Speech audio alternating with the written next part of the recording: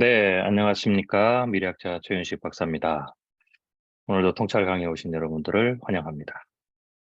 음, 우리가 지난번 시간에 비판적 사고, 크리티컬 싱킹 스킬에 대해서 배웠습니다. 비판적 사고는 뭐 제가 이제 평론적 사고, 뭐 혹은 인스펙션을 얘기하는 검사적 사고라고도 이제 이해하면 된다라고 이제 제가 그때 말씀을 드렸죠.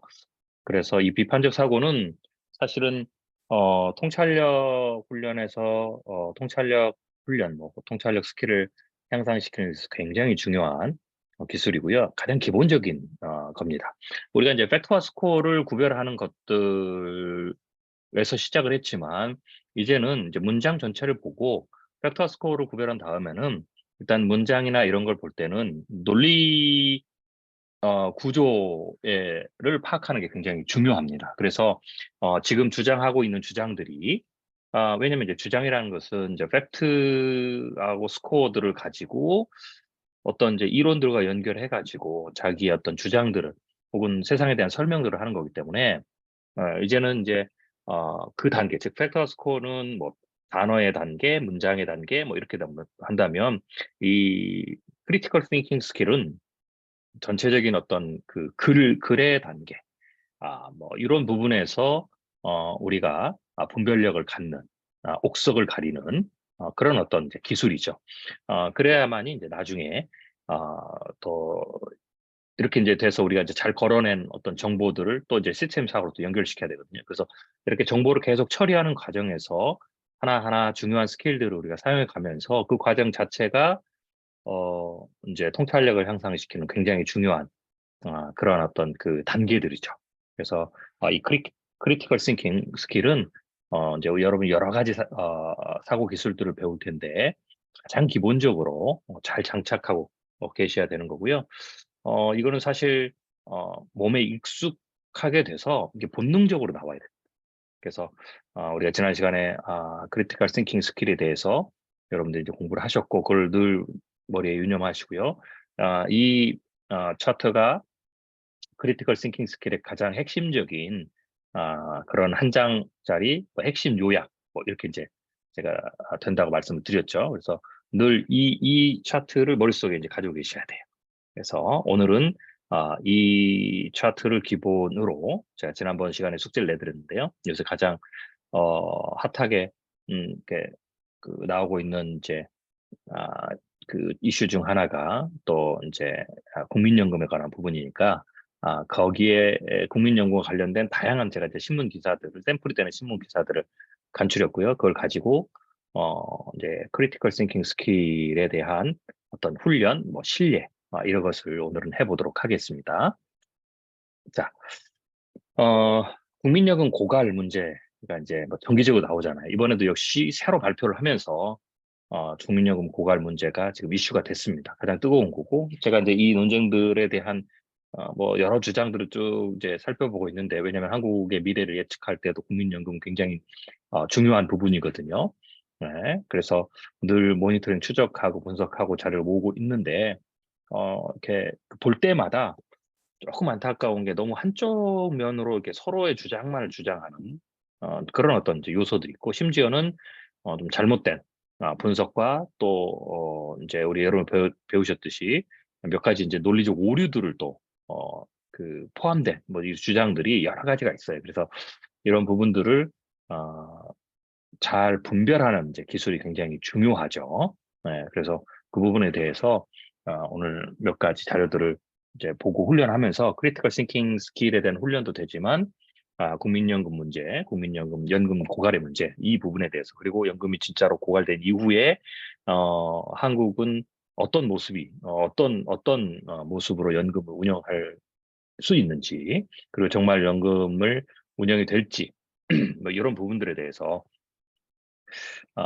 뭐 통합적으로 또 지식을 얻는 그런 시간이 되었으면 좋겠습니다. 자, 이거는 이제 연합뉴스에서 2023년 1월 27일에 나온 기사고요. 기금이 소진되면 국민연금 정말 못 받을까라는 이제 타이틀로 나온 기사입니다. 여기 보시면 어 이제 그 지난해 1월이니까 2022년 1월이겠죠. 전경련 산하 한국경제연구원이 OECD하고 통계청 데이터로 그 한국과 주요 5국 고령화 실태 연금 제도를 비교하면서 이런 이제 문장을 하나 딱 던졌어요. 1990년생부터 국민연금 한 푼도 못 받을 수도 있다. 뭐 이런 어떤 그 어, 문장을 이제 던졌는데 음, 이게 이제 사실은 어떤 그 프레임처럼 이제 만들어져 형성이 돼 버린 거죠. 그래서 한 푼도 못 받을 수 있다라는 것에 이게 꽂혔습니다. 이제 이거는 사실은 분명히 잘못된 거예요. 분명히 잘못된 거고요. 한 푼도 못 받을 수 있다라는 말이 보면 우리가 인제 그 크리티컬 싱킹을 보면 이 논리적 오류 가운데 뭐 미끄러진 경사길의 오류라고 얘기할 수 있죠. 이제 미끄러진 경사길의 오류는 안락사를 허용하면 인류의 대량 학살이 일어난다. 뭐 이런 것처럼 어떤 문제 하나를 너무 그거 하나의 원인만으로 모든 것이 다 막 쭉 미끄러져서 제어할 수 없고 그 원인이 모든 것을 다 밀고 내려가면서 그냥 보통은 이제 안 좋은 결론인데요. 안 좋은 결론을 이제 내리는 쪽으로 간다. 이렇게 그렇게 이제 논리를 전개하는 건데 이것도 이제 그런 겁니다. 물론 이제 앞뒤에 뭐 문장들을 또 보면 좀 약간 다르겠지만 어쩌든지 이 문장 하나는 그런 어떤 오류를 듣는 사람으로 하여금 혹은 읽는 사람으로 하여금 이렇게 갖게 할 수 있죠. 네. 그래서 "한 푼도 못 받을 수 있다."라는 부분들은 사실 너무 과장된 거죠. 그래서 이런 또 주장들은 물론 이제 경고를 하기 위해서 뭐 "썼을 수 있다."라고도 얘기할 수 있지만 이런 문장들은 나중에 이게 프레임화가 돼 가지고 굉장히 불필요한 논쟁들을 일으켜 세울 수 있는 이제 그런 어떤 거죠. 그래서 어쩌든지 뭐 이런 문장을 쓰려면 앞에다가 어떤 전제하에서 좀 그런 것들을 좀 제시를 하는 게 좋은데 이제 그렇지 않은 경우죠. 사실은 이 부분은 잘못된 거고 굳이 분류를 하자면 미끄러진 경사길의 오류라고 할 수가 있습니다. 이제 이러자 인제 또 뭐 정부가 바로 반박을 하잖아요. "연금 지급이 어 중단되는 사태는 있을 수 없다." 인제라고 인제 민심을 이제 안정시켜야 되죠. 여기 보시면 이게 사실 불필요한 논쟁을 자꾸 만드는 거예요. 그러니까 계속 어 이게 어떻게 보면 인제 이 불필요한 논쟁을 하면서 그다음에 나타나는 게 뭐냐면 허수아비 공격의 오류로 자연스럽게 빠질 수 있는 길이 만들어진 거죠. 그러니까 우리가 논의를 하는 이 지금 국민연금에 관해서 우리가 이 전 국가적 차원에서 논의를 해야 되는 것은 이 국민연금을 계속해서 은퇴 이후에 받기 위해서는 어떤 일을 해야 되고 그리고 이게 어느 정도 받을 수 있으며 또 그걸 위해서는 우리가 현 세대와 미래 세대가 어떤 부담들을 나눠 줘야 되는가 이런 이제 이런 얘기를 해야 되거든요. 네. 그리고 어떤 방식을 하는 것이 우리에게 유리한가 뭐 이래야 되는데 뭐 이렇게 그냥 첫 번부터 논리 추론의 오류를 그냥 미끄러진 경사길 오류로 때려 버리니까 이거를 인제 반박을 해야 되니까 "연금 지급이 중단되는 사태는 있을 수 없다."라고 하고 "어떤 일이 있어도 국가가 지급할 것이고 연금을 못 받는 일은 절대 없다." 뭐 이런 식으로 이제 빠지거든요. 그러면은 아까 얘기했던 그런 중요한 논쟁을 하는 게 아니라 인제 연금을 받을 수 있느냐 없느냐 막 이걸로 계속해서 어떻게 돼요? 논쟁이 가는 거죠. 그러니까 이제 허수아비 공격. 그러니까 핵심적인 본 이슈가 아니라 다른 이슈로 이슈가 전이 되면서 그것을 막 서로 공격하는. 예. 그래서 그걸 공격함으로써 상대의 주장, 즉 국민연금의 미래에 잠재되어 있는 문제를 지적하는 것조차도 통째로 어떻게 돼요? 공격을 막 해 버리는. "그거 다 잘못된 거다." 뭐 이런 식으로 이제 그 어떤 논쟁이 막 흐르도록 만들어지는 그런 어떤 이제 문제들을 발생을 시키죠. 그러니까 인제 이런 논쟁이 가면 이제 이 토론이 이렇게 가면 다 쓸모없는 토론이 돼 버리는 겁니다. 예. 그래서 이 시간을 낭비하고 국가적 재원을 낭비하는 뭐 이런 이제 그렇게 되겠죠. 그래서 고런 부분들도 여러분들이 생각을 하셔야 됩니다. 자 그다음에 어 또 이제 여기에도 있어요. 이제 이 글을 보면 인제 그러다 보니까 인제 이것을 이제 계속 논리를 국민연금을 못 받는 일이 전혀 없다. 한 푼도 못 받는 일이 전혀 없다는 것을 계속 방어하다 보니까 이제 자꾸 인제 의도하지 않게 인제 이 방어 논리도 계속 이제 논리적 추론의 오류를 이게 낳게 되는 거예요. 이게 또 하나의 오류가 다른 연금 선진국처럼 사회적 대타협을 통해 국민연금의 운영 방식을 현재의 적립 방식에서 부가 방식으로 바꿔서 세금 등으로 연금 재원을 조달하면 된다. 그러면 인제 낼 수 있다라는 거죠. 근데 이제 여기에는 보면 잘 보면 이거는 이제 나중에 이 데이터들을 증거들을 살펴보고 분석들을 해 보면 이건 이제 여러분들이 아시는데 이 글 자체로서는 '이게 무슨 오류지?'라고 할 수 있는데 여러분들 제가 이제 뒤에 설명드리는 걸 보시면 이제 알 거예요. 자, 이게 뭐냐면 다른 연금 선진국들처럼 이렇게 돼 있어요. 그리고 이제 몇몇의 선진국들이 대타협을 해 가지고 운영 방식을 현재 적립 방식을 부가형식으로 바꿔서 그러면 그리고 이제 세금 좀 더 하면 국가가 다 지급을 한다. 이제 라는 거죠. 그러니까 "우리도 지금 그렇게 할 수 있다. 그러니까 걱정하지 마라. 우리도 그렇게 하면 된다. 다른 선진국처럼. 그러면 문제가 하나도 없다. 걱정하지 마라." 뭐 이렇게 되는 거거든요. 근데 이게 이제 맞는 말처럼 보이지만 나중에 이제 한국이라는 특수 그 한국에서 낮춰지는 이제 다양한 미래들을 분석하면 이게 인제 어떻게 되냐면 성급한 일반화의 오류라는 것들을 알 수가 있어요. 그러니까 이런 거죠. "한 푼도 못 받을 수 있다. 미끄러진 경사학교로 오류를 하니까." "아니다. 우리는 지급할 수 있다. 그건 잘못된 거다." 그러면서 어떻게 돼요? 논점이 바뀌었죠. 그래서 허수아비 공격하는 오류로 인제 빠지는 거죠. 그리고 나서는 야 이게 어떻게 되냐면 다른 선진국 봐라. 그들도 인제 뭐 어차피 고갈이 돼서 그다음부터는 부가가치 겪으니까 문제 없다. 잘 진행되더라. 이렇게 되는 거죠.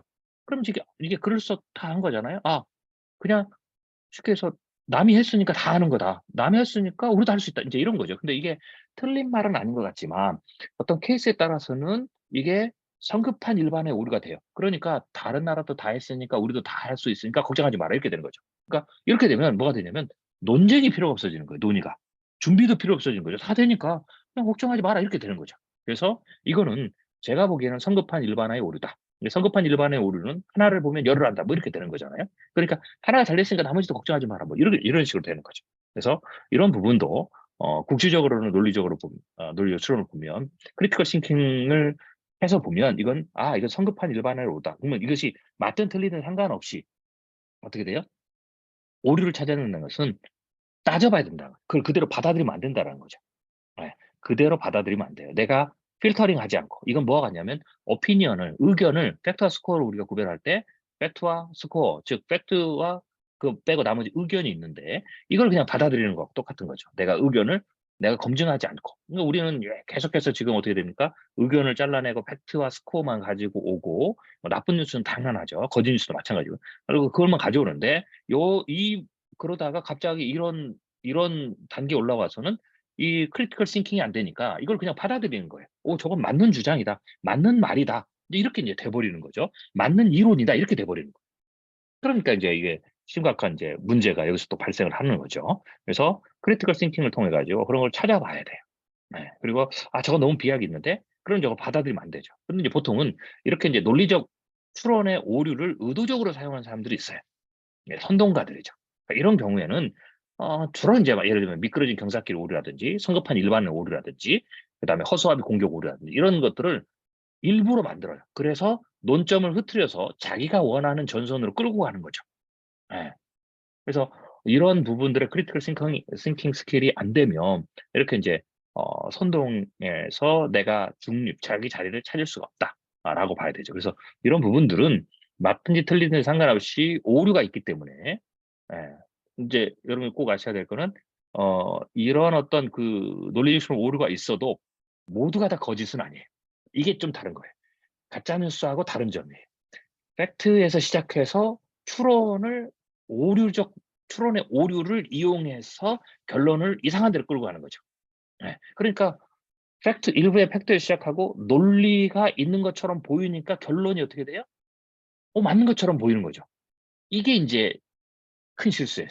예 그래서 고런 부분들을 파악하는 기술이 크리티컬 싱킹에서 굉장히 중요하다라는 거죠. 이거는 여러분들이 투자에 관한 경제에 관한 경제 금융에 관한 혹은 비즈니스 전망에 관한 이런 글들이 인제 계속 쏟아나오는데 마찬가지예요. 거기서 이렇게 여러분들 구별을 못하면 인제 휘둘리게 되는 거죠. 지금 예를 들면은 투자 시장에서 시장의 분위기가 약간 좋아지잖아요.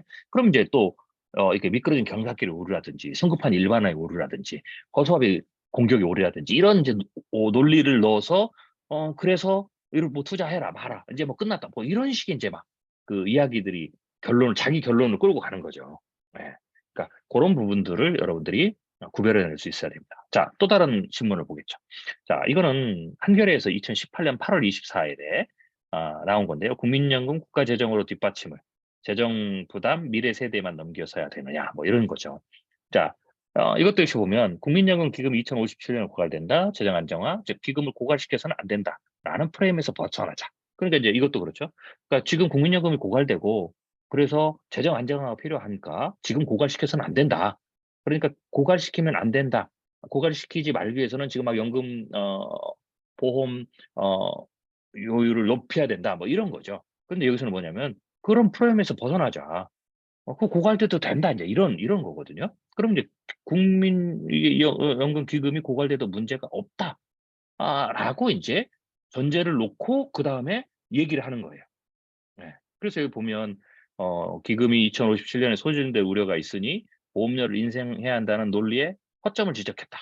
그러니까 인제 소진이 되니까 보험료를 인상해야 한다라는 논리가 틀릴 수도 있다. 이제 이렇게 얘기를 한 거죠. 예. 자, 그런데 인제 이게 뭐냐면 저는 이제 요 부분은 쪼끔 따져 봐야 된다. 이건 선결 문제의 오류에 빠질 수도 있다. 왜냐하면 선결 문제의 오류는 뭡니까? 이런 거지. 예를 들면 '그 사람은 나쁘다. 그래서 그 사람을 믿으면 안 된다.' 근데 이제 문제는 뭐냐면 선결한 거죠. 전제를 뒀죠. '그 사람은 나쁘다.'라는 전제를 딱 두니까 그럼 이 전제가 그냥 참인지 거짓인지 확인을 해야 되거든요. 정말 그 사람이 나쁘냐, 나쁘지 않냐 이걸 해야 되는데 일단 딱 그렇게 해 놔요. 그리고는 그 맞다고 딱 그냥 정해 놓고 예 그걸 따지지 않고 어떻게 돼요? 그러면 인제 그 결론에서는 그 사람을 믿으면 안 되죠. 그래서 전제가 참과 거짓이 확인되지 않은 전제를 딱 못을 박아 놓고 그냥 그 전제에 따라서 결론을 내 버리는 거죠. 이게 이제 선결 문제의 오류예요. 즉 선제적인 이 조건, 선결에 대한 문제가 있는데 이걸 풀지 않고 선제적 조건에 대해서 참과 거짓을 따져 보지 않고 그냥 그래서 맞다고 내놓고 그다음에 논리를 전개시키면 이게 이제 오류가 된다라는 거죠. 자 인제 네 뭐 그런 어떤 이제 오류 중에 하나로 여러분이 딱 포착을 할 수가 있어야 됩니다. 자 보면 그다음에 네 얘기한 거예요. 허점이란 뭐라고 했냐면 2018년 국민연금 지급액의 규모는 총 GDP의 1.3%에 불과해요. 지금 우리나라가 국민연금 지급의 규모가. 그런데 인제 우리 지금 5 차까지 나왔죠. 4차 때는 70년 뒤에는 2088년 이 수치가 9.4% 높아진다. 이렇게 얘기를 해요. 그러면서 뭐라고 그러냐면 "그런데 이게 9.4% 높아진다." 뭐 지금도 이제 그 얘기 나오죠. "굉장히 높아진다." 9% 대를 얘기하거든요. 그런데 인제 여기서 논리는 뭐냐면 2013년 OECD 국가들의 노후소득 보장 지출 규모를 보면 이탈리아, 프랑스, 일본 등을 보면 이게 인제 예를 들면 선진국들이 계속 얘기하는 다른 선진국들을 계속 드는 거예요. 그 선진국들은 이미 고갈이 되거나 거의 고갈 지점에 와 있는 이 나라들은 지금 국민연금을 지출이 GDP의 10%가 넘는다라는 거죠. 그러니까 이 10%가 넘는데 일단 "잘 버티고 있다." 지금 이 얘기를 하는 거예요. 그러니까 우리도 9.4% 까지 높아져도 어떻게 돼요? "괜찮다." 근데 굳이 이거를 어떻게 돼요? 막 벌벌벌 떠면서 기금이 고갈되면 안 된다는 식으로 해 가지고 어 미리 앞당겨서 국민의 부담들을 끌어올릴 필요가 없다. 이건 잘못된 프레임이다. 라고 이제 얘기를 한 거죠. 어때요? 그 보면 맞는 것처럼 보이죠? 팩트와 스코어도 들어가 있어요. 얘도 들어가 있죠? 여러분들이 인제 요거는 아까 제가 말씀드렸지만 팩트와 스코어를 구별하는 것은 오피니언을 구별하는 것은 하고 나도 요게 인제 이런 것들이 섞여 있는 이 문장에 들어오면 이 논리 구조를 파악하지 못하면 이 수치는 팩트예요. 근데 이 수치를 해석하거든요. 결국은 수치를 팩트를 가져와도 이 팩트가 가지고 있는 의미가 있단 말이죠. 그 의미에 대해서 우리가 아무리 오피니언 의견들을 잘라내도 뭔가 있어요, 논리적인. 그럼 이제 이 논리적인 구조 자체를 파악을 못하면 어떻게 돼요? 속게 돼요. 이건 제가 뒤에 가서 설명을 드릴게요. 예. 이 10%가 정말 이건 틀린 말이 아니거든요. 이탈리아, 프랑스, 일본 등이 GDP의 10%가 넘게 이 노후 소득 보장 지출 규모가 그렇게 돼요. 예. 그러니까 우리가 9.4% 되는 것은 큰 문제가 안 된다. 9.4% 까지 가도 뭐 인제 이런 거죠. 그리고 2028년 GDP의 9.4%는 미래 한국이 고령화 수준을 보면 충분히 그렇죠. 그죠? 감내할 수준이다라고 인제 얘기를 하는 거죠. 근데 이제 문제는 뭐냐면 선진국들은 오케이. 여기들도 지금 감내한 수준이냐를 체크해 봐야 돼요. 검증된 증거를 해 봐야 돼요. 그냥 현상이에요. 10%가 넘는다. 근데 감내가 되느냐 안 되느냐. 그러면 그것을 여기 또 인제 선결 문제 오류인데요. 그러니까 증거를 가지고도 그렇게 될 수가 있어요. 예. 근데 그러니까 우리도 충분히 감내할 수준이다라고 하면 인제 제가 던지는 질문은 이게 검증됐냐는 말이죠. 반대되는 증거는 없냔 말이죠. 예를 들면 10%가 넘는데 감내 지금 못해서 문제가 생기는 나라는 없냐 선진국 중에. 정말 우리가 이게 충분히 감내할 수준이라면 감내한다라는 말은 뭘 의미하느냐라는 것들에 대해서 얘기를 해야 되는데 그런 게 없고 감내할 만하다. 그리고는 근거 어떻게 10%, 다른 나라 다 10%다. 그러니까 우리 국세 상품 높지 않다. 감내할 만하다. 그러니까 어떻게 돼요? 기금을 고갈시켜서는 안 된다는 프레임을 가지면 안 된다. 이렇게 딱 돼 버린 거예요. 논리적으로는 틀리지 않는 것 같죠? 팩트와 스코어가 있죠? 근데 뭐가 돼요? 제가 보기에는 선결 문제의 오류예요. 그러니까 이 주장은 이분이 한 얘기가 뭐 맞다 틀리냐에 따라서 선결 문제 오류의 부분이 있으니까 이 부분을 벗어나기 위해서는 선결 문제 오류의 오류를 논리적 추론의 오류에서 이 문장이 벗어나려면 선결 문제에 대한 요 부분에 대해서 검증을 해야 돼요. 먼저. 검증하는 자료를 본인이 제시를 하고 그리고 얘기를 하면 이 문제는 없다라는 거죠. 근데 일단은 구조상은 선결 문제의 오류에 가까운 그런 어떤 문제가 있다. 그래서 비판적 사고를 할 때는 이거를 B 생각을 하고 여러분들이 '아 이건 좀 살펴봐야 된다.' 그대로 받아들이면 안 된다. 안 된다. 이 논리를 그대로 그러니까 팩트와 스코어만 가져온 게 아니라 우리가 논리도 가져올 수 있는데 논리도 그냥 그렇게 가려가는 거죠. 뭐 심지어 나중에 이게 이론처럼 돼 버리거든요. 네. 그렇게 아셔야 됩니다. 자, 이거는 2022년 5월 30일 한겨레 21 기사인데요. 자, 이거는 기초연금과 국민연금, 대리비인가 상생인가 뭐 이런 거죠. 쭉 보면 이제 국내 총생산 GDP 비율을 측정하는데 3-40년대 기초연금의 재정은 GDP 2% 안팎으로 추정된다. 이것도 이제 앞에 주장 같은 거 비슷한 그 연장선이죠. 선진국들은 GDP 10% 내외 돈을 연금으로 지출한다라고 얘기를 하죠. 그리고 기초재정연금에서 국민연금 지출의 7에서 8%. 이것도 이제 사실은 좀 다르죠. 네. 그러니까 이 문장에서는 이제 제가 포커스한 게 증거가 올바르냐, 그리고 비교 대상이 맞느냐, 요런 부분들이에요. 네. 그래서 선진국들이 GDP 10% 내의 돈을 연금으로 지출할 때 국민연금만 있는지 또 뭐가 있는지 다 확인을 해야 돼요. 그리고 기초노령연금하고 국민연금을 선진국들이 같이 구사하는 나라가 많은데 그 기초노령연금에 대해서도 사실 제가 이렇게 분석한 자료를 보면 수집한 자료를 보면 한국 기준은 기초노령연금의 대상과 규모가 다 다르단 말이죠. 그러니까 비교 대상이 맞는지를 보고 나서 이렇게 얘기를 해야 되는데 그냥 선진국들은 그런 거 없이 선진국들은 10% 내의 돈을 연금으로 지출한다. 그러니까 우리가 지금 뭐 기초노령연금 2% 안팎 그다음에 연금 지출 7-8%뭐 이런 거 합치면 우리도 뭐 10% 조금 넘을 수도 있는데 그래서 괜찮다. 이렇게 인제 논리를 구성하면 안 된다는 거죠. 즉 이 말은 비판적 사고에서 여러분 굉장히 중요할 때 이유를 할 때 그렇죠? 자기의 가정을 가지고 증거를 가지고 논리 추정할 때 그 증거가 올바른 증거인가? 첫 번째. 두 번째 그다음에 어떻게 돼요? 또 다른 증거가 없느냐. 일부러 반대되는 증거라든지 혹은 일부의 증거만 가지고 나에게 맞는 내 논리를 어 논리의 우호적인 증거만 가지고 온 건 아니냐. 그러니까 편협한 증거죠. 그래서 요 문구에서는 그런 부분에 대한 critical thinking이 필요하다라는 거죠. 그래서 그 부분을 제가 짚어 놨습니다. 그러니까 이게 인제 critical thinking이 안 되면 이게 이제 안 보이는 거예요. 이걸 그대로 받아들이는 거죠. 이거 팩트와 스코어 이렇게 받아들여요. 예. 그리고 나중에 어떻게 돼요? 이 팩트도 그러니까 팩트와 스코어에 있어서 여러분들이 유념하셔야 될 게 이 팩트와 스코어가 있는데 이 팩트와 스코어가 어 사실은 팩트와 스코어로도 거짓말을 할 수가 있어요, 숫자로도. 그러니까 통계로도 얼마든지 거짓말을 할 수 있거든요. 왜냐하면 이 숫자가 어떻게 나왔는지, 어느 대상으로 나왔는지, 비교가 어떤지 뭐 이런 것들 다 봐야 되는 거죠. 그래서 고런 부분에 대해서 팩트와 스코어를 가지고 올 때도 조심해야 됩니다. 그때 인제 이게 논리적 인 연관의 어떤 오류라든지 이런 게 있을 때는 그런 부분에서 인제 혼돈을 겪게 되는 거죠. 자, 또 다른 사례를 보겠습니다. 자, 이거는 2023년 1월 27 일입니다. 국민연금 적자 피하려면 2 년부터 소득의 20%를 내야 할 판이다. 뭐 이렇게 되는 거죠. 자, 여기서는 인제 드디어 인제 보시면 어 부가 방식 비용률을 가지고 이제 얘기를 한 거예요. 그러니까 우리는 부분적 적립 방식을 쓰고 있거든요. 그런데 이거를 이제 연금이 고갈되면 1대1로 현 세대가 내서 그다음에 거둔 걸 가지고 지금 은퇴한 사람들에게 주면 된다. 그리고 그 방식을 계속 쓰면 된다. 이게 이제 부가 방식이거든요. 자, 거기에 대한 이제 얘기들입니다. 인제 그걸로 사용하면 된다라고 하면서 인제 그런 이제 진영에서 하는 주장들인데 자 보시면 제가 인제 줄쳐 놓은 것만 보겠습니다. 부담할 보험료는 현재 9%에서 급증해서 2080년에 34.9%가 된다. 예. 그러니까 예를 들면은 지금 부가 방식 쓸 건데 또 하나는 부가 방식으로 넘어가는데 그전에 이제 핵심은 이거예요.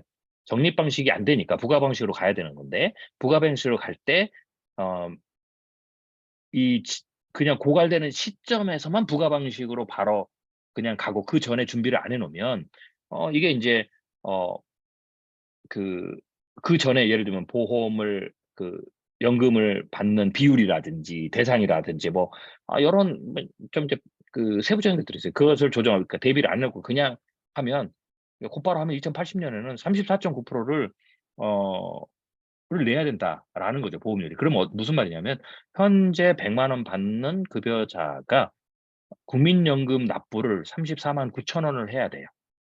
예. 그리고 그 돈을 내면 그 돈을 가지고 다른 이제 은퇴한 사람을 준다라는 거죠. 그게 이제 34.9%죠.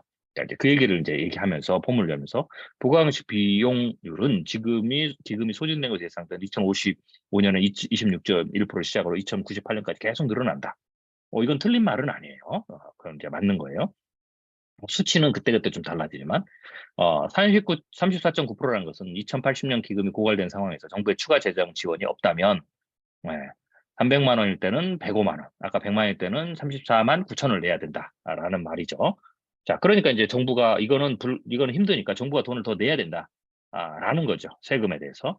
어, 자, 이번에 이제 이렇게 되는 이게 부가 방식으로 되고 비율이 높아지는 것은 인구 구조 악화다라는 거죠. 네. 그러면서 인구 구조 악화를 들면서 또 다른 예로 정부가 언급한 제도 부양비가 있는데 국민연금 가입자 수와 비교한 노령연금 수급자의 규모를 뜻하는데 이 비율이 100%를 넘어가면 연금 가입자보다 수급자가 더 많아지는 거죠. 그래서 저출생 고령화에 따라서 가입자는 줄고 수급자는 늘면서 현재 비율이 현재 24에서 지속적으로 증가를 하죠. 2050년은 100을 넘고 2078년은 143.8로 최고점에 이를 것이다. 이제 그러면서 이게 부가 방식을 해도 굉장히 높은 부담률이 높아지기 때문에 결국은 또 세금도 들어가야 된다. 이제 이런 얘기 드립니다. 그다음 밑에 보시면 수지 적자 상황이 발생하지 않게 하려면 현재 9%인 보험료율을 2025년까지 19.57% 올리는데 이어 2035년까지 22.54%로 인상해야 되는 겁니다. 자, 이거는 계산이니까 인구 구조라든지 출생이라든지 이거 다 달라져요. 그래서 사실 이것은 참고 자료로 숫자는 보고 그 글의 이제 핵심은 그러기 때문에 인제 올려야 된다라는 게 미리 더 늦춰야 되고 더 금액을 더 올려서 재정을 쌓아야 되고 뭐 인제 이런 이제 이야기들을 하기 위해서 좀 이 얘기를 하는 겁니다. 그래서 요 부분들은 일단은 에비던스 증거로 내놓은 거니까 나중에 검증을 좀 해 봐야 되겠죠. 자, 그리고 이거는 이제 머니투데이에서 2023년 1월 30일에 나온 건데요. 월급 20%가 연금 보험료로 2025년 청년들에게 닥칠래. 이런 거죠. 근데 이거는 이제 뭐냐면 기록적인 초저출산 현상으로 내는 사람이 줄어드는 상황에서 고갈 시기는 빨라질 수밖에 없다. 그러니까 이번에 이 5차 재정 계산을 하면서 이게 앞당겨졌다라는 거죠. 그러면서 이제 앞에 있는 글하고 이제 연장선상에 있는 거예요. 자, 그런데 이제 이번에 좀 늘어난 거는 제가 이제 이것도 이제 팩트죠. 왜 늘어나? 이거는 이제 그것 때문에 이제 비교하기 위해서 자료를 가져온 건데 4차가 2018년인데 2023년에 5차에서는 합계 출산율이 2018년 4차 재정 계산 때보다 더 떨어졌잖아요. 현재 많이 떨어졌죠. 네, 그리고 평균 수명은 늘어나고 기대 수명은 늘어나고 그다음에 국제 순 이동은 네, 좀 증가를 했죠. 어쩌든지 그 차이에 의해서 이게 고갈 시점이 더 빨라졌다라는 거죠. 그리고 부담률도 또 높아졌다라는 거죠. 이 말은 여러분 잘 눈여보시는 게 제가 이제 나중에 계산할 때 그러면 이 인구 구조가 어떻게 설계하느냐에 따라서 어떻게 되느냐에 따라서 이게 이제 굉장히 큰 차이가 있다라는 거죠. 자, 그래서 이 포인트는 뭐냐면 제가 앞에서 지금 여러분 이제 기억하고 계시면 되고요. 앞에서 지금 계속 나온 얘기가 이런 거죠. 다른 연금 선진국 처럼 우리나라도 문제가 없을 것이다라는 부분에 대해서 조금 따져봐야 된다라는 거죠. 우리나라가 다른 연금 선진국과 같은 조건이냐? 그러면 문제가 없어요. 근데 같은 조건이 아니라면 문제가 생길 수 있다라는 거죠. 그래서 요런 벌써 이미 선진국과 전혀 다른 일본보다 더 빠른 상황에 지금 직면해 있고 안 좋은 케이스로 지금 직면해 있는 상황의 한국을 볼 때 이게 점점점 계산이 바뀌는데 과연 다른 선진국과 같다라고 성급한 일반화를 할 수 있느냐라는 부분이에요. 그래서 요거는 여러분들이 일단 눈여겨보고 계시고요. 자, 그다음입니다. 이것도 국민연금 얼마나 되냐? 2023년 1월 27일 한겨레에 나온 건데요. 여기도 보면 국민연금 기금 규모는 GDP 대비 45.1%로 경제협력개발국 OECD 회원국 1위다. 2020년 기준이죠. 자, 이러면서 이제 그러니까 걱정하지 마. 이게 이제 이거는 전체적인 맥락 보통 이제 요 이 증거, 지금 우리 규모가 얼만데 GDP 대비 45.1%고 OECD 회원 중 1위야. 라고 이제 하는 논쟁이 있을 때 이걸 증거로 들 때 여러분 꼭 기억하셔야 돼요. 저는 이게 의미 있는 증거냐라고 질문을 해요. 왜냐? OECD 1위가 지금 뭡니까? 의미가 뭔데요? 없어요. 근데 이거는 오히려 이걸 강조하면서 자꾸 문제가 없다라는 것을 강조할 때 주로 강조하는 진영에서 이걸 들고 나와요. 우리가 45.1%고 많다라는 거죠. 그리고 경제개발 회원국의 어떤 그 중에서도 우리가 지금 1위다. 그러니까 문제가 없다. 자, 이거는 사실 맞지 않는 그런 증거를 가져와서 하는 거죠. 그러니까 이것도 보면 어떻게 보면 허수아비 공격의 오류의 일종이에요. 그러니까 이러니까 문제가 없다라고 하면서 다른 걸 세워놓고 문제가 없다 쪽으로 결론을 확 내버리는 이제 그런 어떤 사례죠. 자, 그러면 이런 것들을 보고 우리가 좀 더 그러면 다른 선진국의 사례를 좀 봅시다, 실제로. 그래서 연금 고갈 문제에 대응하는 방법들인데요. 부가 방식으로 전환한 나라가 독일과 스웨덴 대표적으로 가장 많이 나와요. 그런데 여러분 참고하셔야 될 게 독일은 연간 연금 지출의 4분의 1을 국고로 지원해요. 그러니까 부가 방식을 해도 아셔야 될 게 국고 지원이 나갑니다. 국고 지원이. 그러니까 세금을 더 추가로 내야 돼요. 이건 뭘 의미하냐면 그때의 정부의 재정하고도 연관이 돼요. 그러니까 단순히 부가 방식 하면 정부 우리 세금 하나도 안 들어가고 그냥 현 세대들이 좀 많이 내면 되지. 그걸 또 나중에 본인도 받으니까 이렇게 생각하면 안 된다는 거죠. 이것도 사실 잘 거론을 안 해요. 예. 연간 연금의 지출 4분의 국고를 지원하죠. 그럼 국고가 어느 정도 이 부분에 추가 부담이 있는 거죠. 있으면 어떻게 되겠어요? 국가의 재정의 문제고 이건 국가 부채의 문제와 연결이 되는 거예요. 그러면 이 국고가 세금으로 얼마나 추가로 더 국고가 지원되느냐에 따라서 이 부가 방식이 얼마만큼 지속 가능하느냐와 관련이 돼 있어요. 이제 뒤에 말씀드리면 이탈리아 같은 경우는 그래서 뒤에 말씀드리지만 부가 방식을 했다가 포기를 했어요. 국가 부채가 폭발적으로 늘어나서 IMF 구제금을 받으면서 물론 그 원인이 전부는 아니지만 방만한 재정 운영이나 공무원이나 뭐 이런 거 다 있지만 결국은 그렇게 돼서 중요한 거 여러분들은 부가 방식으로 막 선진국 다 전환한다고 생각하죠. 이탈리아는 부가 방식으로 전환했다가 다시 적립금 방식으로 다시 재전환. 그러니까 이게 총체적으로 봐야 된다라는 거죠. 그러니까 어떻게 돼요? 크리티컬 싱킹에서는 전체적으로 보고 있으면 저 사람은 자기가 유리한 선진국 중에서도 혹은 부가 방식으로 전환한 나라 중에서 일부만 꺼내온다. 이러면 안 되는 거죠. 논쟁을 할 때는 반대되는 증거도 가져야 되는데 대체적으로 반대되는 증거를 빼는 경우가 많아요. 그래서 크리티컬 싱킹 할 때는 꼭 반대되는 증거는 없냐? 일부의 증거만 지금 가지고 온 거냐? 이렇게 해야 돼요. 그 증거가 팩트라도. 사실이 여러 가지가 있는데 하나만 보여주는 거죠. 그리고 자기의 유리한 사실만 보여주는 거죠. 그래서 이제 논리 구조를 파악할 때는 그게 훨씬 더 중요해요. 팩트는 팩트인데, 그러니까 팩트라고 다 맞다 이렇게 생각하면 죠 팩트인데 반대되는 팩트라든지 일부의 팩트들을 일부러 누락시켰다든지 이제 이런 걸 봐야 되는 거죠. 그러니까 팩트와 스코어를 추려내는 것 그 다음 단계죠. 한 단계 더 높은 단계죠. 그 다음에 연금 고갈 직전에 있는 나라가 있습니다. 일본과 프랑스. 자, 살펴보겠습니다. 독일의 경우 적립 방식의 연금제를 운영하다가 기금이 고갈되자 부가 방식 연금제로 점진적 전환을 시도했어요. 그래서 부가 방식 연금제를 했을 때 기금이 고갈되면 부가 방식을 하면 돼. 현 세대가 낸 걸 그대로 걷어서 100% 은퇴 세대에 주면 돼. 계속 그렇게 되면 문제가 없어. 라고 하는 게 이제 부가 방식 연금제인데 이것의 대표적인 사례가 지금 독일이란 말이에요. 연금도 독일이 시작했으니까. 그러니까 독일이 되니까 문제가 없다. 뭐 이제 이런 식으로 이제 계속 얘기를 하는 거죠. 자, 그런데 보시면 알겠지만 독일은 정부가 보유하고 있는 기금액은 매우 적어요. 거의 없다시피 해요. 그래서 국민연금 지원의 70% 이상이 매년 연금 가입자에게 보험 수입으로 이루어져 있어요. 자, 이 말은 뭐냐면 부가 방식을 할 때 현 세대가 다 낸 돈을 가지고 은퇴 세대를 100%줄 수가 없어요. 그게 어떻게 돼요? 70%밖에 감당이 안 돼요. 그래서 독일도 부가 방식이 어떻게 돼요? 독일의 부가 방식도 100%가 가입자의 보험 납부 금액으로 불가능해요. 나머지 30%는 다른 걸로 채워야 되는 거죠. 그러니까 부가 방식을 얘기할 때는 이것도 같이 끌고 나와야 돼요. 근데 부가 방식으로 하면 된다라고만 얘기를 하잖아요. 그럼 이제 문제가 있는 거예요. 그것도 뭐 그냥 퉁 쳐가지고 GDP의 10%만 안 넘으면 된다. 그러니까 자꾸 퉁을 치는 거예요. 디테일하게 쪼개서 봐야 되는데. 자, 그럼 독일의 좀 그 연금의 히스토리를 봅시다. 왜 그러면 독일은 적립 방식으로 갔다가 부가 방식으로 왔느냐? 1차 위기가 있어요. 1차 위기가. 자, 2차 세대를 겪으면서 연금 적립 기금이 전시 자금으로 독일이 전용됐어요. 그래서 연금이 고갈된 상황이 이루어졌죠. 그래서 어쩔 수 없이 연금이 없으니까 뭐 이제 안 되잖아요. 그러니까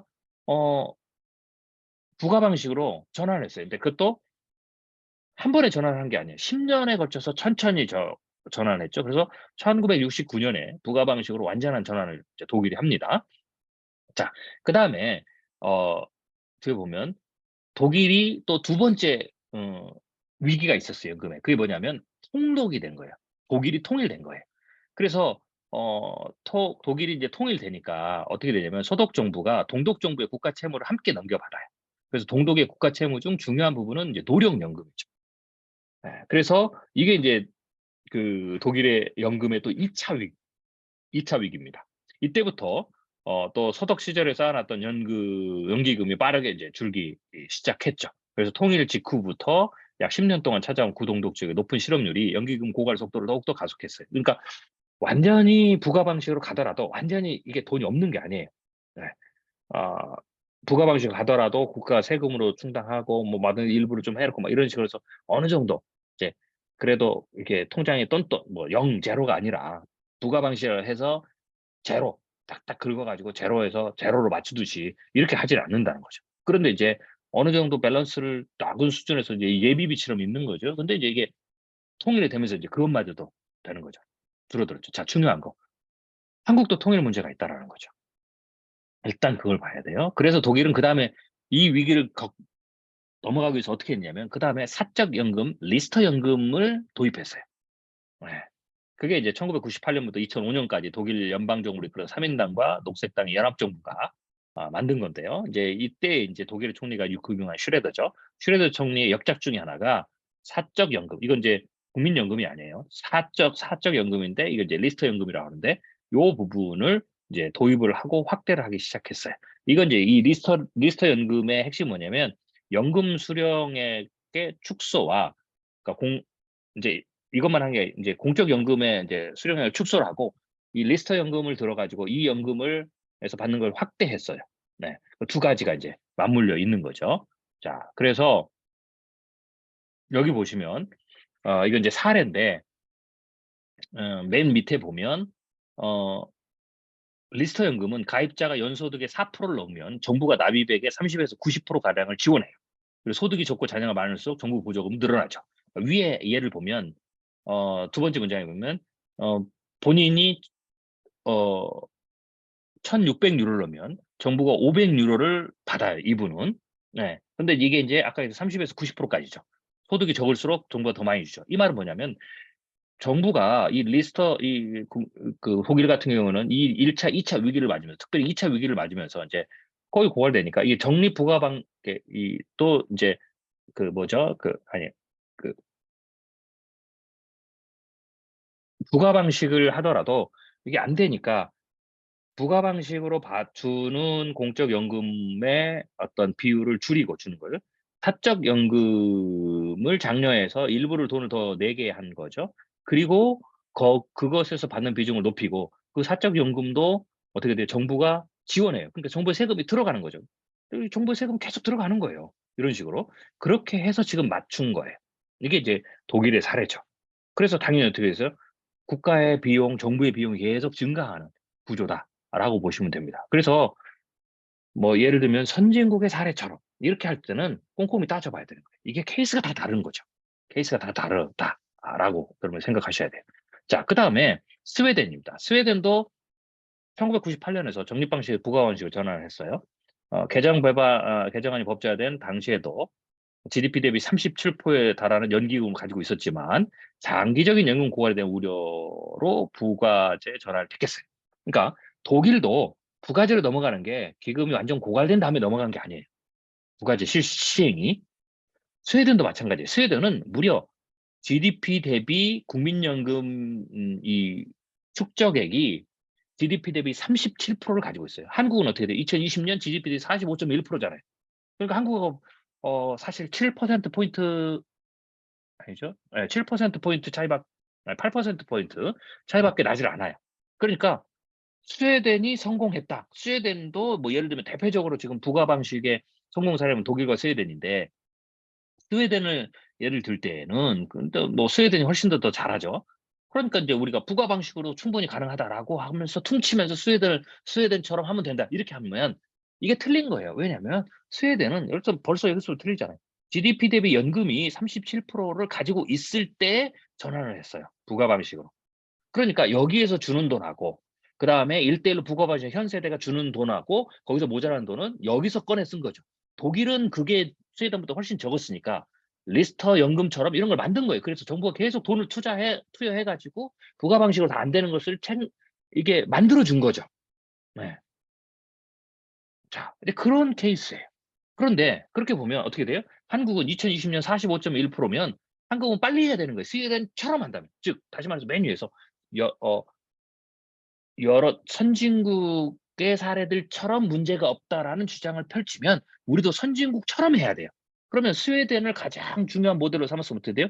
37%의 연기금이 남아 있을 때 부가 방식으로 전환을 하면 성공하죠. 우리도 그렇게 전환을 하면 성공할 수 있다라는 거죠. 근데 우리는 지금 45.1%죠. 이렇게 되면 우리는 10년 이내에 전환을 해야 되는 거예요. 1-20년 안에.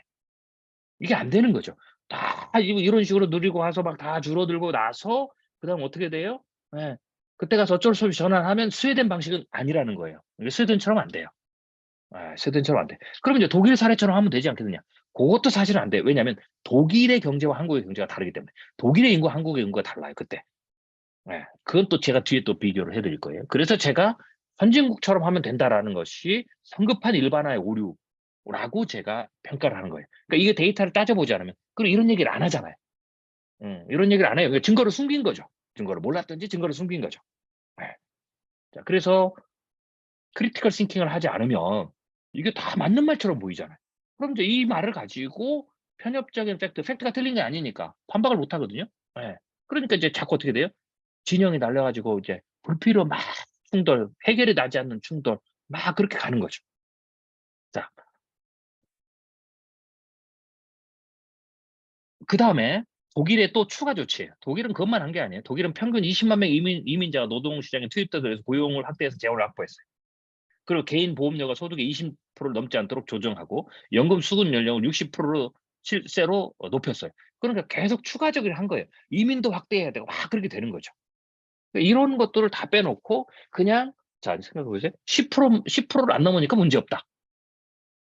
이게 인제 얼마만큼 단순한 논리인지 예 그 얼마만큼 퉁친 것인지 여러분 이제 이해가 되시겠죠? 그리고 대부분의 선진국처럼 뭐 여태 성공처럼 이렇게 하는 거 우리도 가능하다. 이것도 어떻게 돼요? 이게 맞지 않는 그런 상황이 될 거다라고 여러분 이제 이해가 될 수 있을 거예요. 자, 그다음에 그러면 인제 이건 이제 연금이 고갈된 나라고요. 연금이 고갈 직전에 있는 나라들이 또 취한 방식이 이제 나올 방식인데 이건 이제 영국, 스웨덴, 일본, 뭐 프랑스도 이제 아직은 이제 이 방식을 취하지 않지만 이제 그런 나라들이 이제 하는 거죠. 그래서 또 다른 대안으로 연금 수령액 자동 조절 방식이 있어요. 어 스웨덴도 자 보세요. 자, 스웨덴이 가장 잘한다고 그랬잖아요. 아까 스웨덴 제가 이렇게 보여 드렸죠. 어떻게 돼요? 스웨덴이 GDP 대비 37% 연기금을 가지고 있었을 때에 부가제 전환을 택했는데 그런 스웨덴이 또 뭘 했냐면 예. 어 빈곤층에만 선별 지급하는 그러니까 모든 고령층에 연금을 지급하던 것을 이건 이제 기초연금이에요. 국민연금이 아니고 우리나라로 보면 이거를 선별 지급 방식으로 또 바꿨어요. 그러니까 연금도 많이 쌓인다면서 부가식으로 바꾸고 그다음에 어떻게 돼요? 모든 고령층에게 지급하는 우리나라 기초연금 같은 것도 빈곤층에만 선별적으로 지급하는 방식으로 바꿨다. 라는 거죠. 자, 그다음에 또 인제 또 스웨덴은 여기다가 명목 확정 기여 방식 제도도 도입해 놨어요. 예. 그래서 이 NDC라고 하는데 이거는 연금 지급이 어려워지고 지급을 자동적으로 줄이는 장치까지 마련해 놨다는 거예요. 왜냐하면 평균 수명이 계속 증가하니까.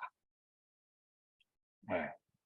그런 거죠. 그러면서 이제 세계은행이 "그래서 스웨덴 연금 계획은 다른 국가에 따르기 좋은 모델이다." 그래서 인제 이 나라들이 우리나라 같은 나라 "아 그럼 스웨덴식으로 하면 되니까 문제 없다." 자꾸 이렇게 얘기를 하는 근데 스웨덴이 한 걸 보면 스웨덴식으로 하는 것이 문제가 없으려면 우리도 지금 시작을 해야 돼요. 근데 지금 안 맞잖아요. 우리는 못 하잖아요. 그러니까 스웨덴식이 우리하고는 맞지 않는 모델이 돼 버린 거예요. 자, 일본도 이제 연금이 고갈된 나라 중에 이제 대표적인 나라가 이제 일본이거든요. 일본과 프랑스인데, 일본도 2004년에 연금 자동 조절 장치를 도입을 했어요. 영국도 마찬가지고. 자, 어, 이제 이거는 이제 일본이 어떻게 이제 했는지를 이제 보여준 자료들이고요. 자, 이게 이제 자동 조정 장치는 인구 통계학적 경제 재정 지표 변화와 연계해서 이제 하는 거죠. 경제 수준에 따라서, 경제의 성장이 어떻게 따라서, 정부의 재정 건전도가 어떻게 따라서, 그다음에 인구 통계학적으로 저출산, 고령화, 평균 소득 이런 거 다 고려해서 연금 재정 수급에 따라서 재정 따라서 이제 수급액을 자동 조정하는 장치를 준 거죠. 네, 이 자동 조정 장치는 독일, 일본, 독일도 지금 이걸 보냈고, 일본, 핀란드, 캐나다, OECD 3분의 2가 운영되고 있어요. 우리나라도 이걸 아마 나중에 따라갈 거다라고 보시면 됩니다. 그래서 지금 선진국들이 어떻게 되고 있느냐를 봤어요. 자, 앞에서는 제가 어떤 기사들을 분석했어요. 한국에서 나타난 논쟁. 그래서 선진국, 다른 연금 선진국처럼 하면 된다. 그들의 어떤 뭐 GDP 대비 어떤 부담, 비중 이런 거 다 얘기를 했죠. 그러니까 문제 없다. 네. 그러면 그럼 다른 선진국도 어떻게 하느냐 딱 따져봤죠? 이거 따져봐야 되는 거예요. 자, 그러면 이제 제가 종합하면 위 주장들, 즉 우리나라 이제 나오는 주장들이에요. 간과한 증거와 추론이 있어요. 대표적인 거. 이건 뭐냐면, 자, 연금 고갈 시점과 부과 방식 전환 시점의 인구 구조가 수문복변이에요. 이것도 굉장히 중요한 겁니다. 네. 자, 아까 얘기했죠. 부가 방식으로 전환한 나라가 독일과 스페인이 있다고 그랬습니다. 연금 고갈 직전에 있는 나라는 일본과 프랑스고, 그럼 연금 고갈 직전의 인구와 한국의 연금 고갈 직전 시점 인구도 비교해야 돼요. 그 다음에 부가 방식에서 적립 방식으로 재전한 나라가 있다고 그랬죠. 이탈리아. 그럼 이 나라는 왜 부가 방식으로 갔다가, 우리는 부가 방식이 해법을 하는데 왜 거기 갔다가 다시 우리가 지금 포기하려고 하는 적립 방식으로 다시 갔느냐. 이것도 살펴봐야 되죠. 그러니까 이런 걸 따져봐야 돼요. 자, 그래서 그 핵심이 첫 번째가 인구 구조예요.